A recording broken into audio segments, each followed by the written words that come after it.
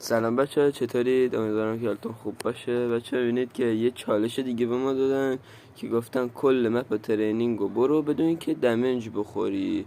اینو زدی 100 جم میدم. گفتم اوکیه داداش، 100 جم بذار آماده، ما هم بریم که چالش رو انجام بدیم. قبل اینکه بریم سراغ چالش، لایک کامنت سابسکرایب فراموش نشه. عشق منی، بریم سراغ دیگه. آقا اینجا اومدیم داخل ترینینگ، اسنایپر انداختیم و اینجا رفتیم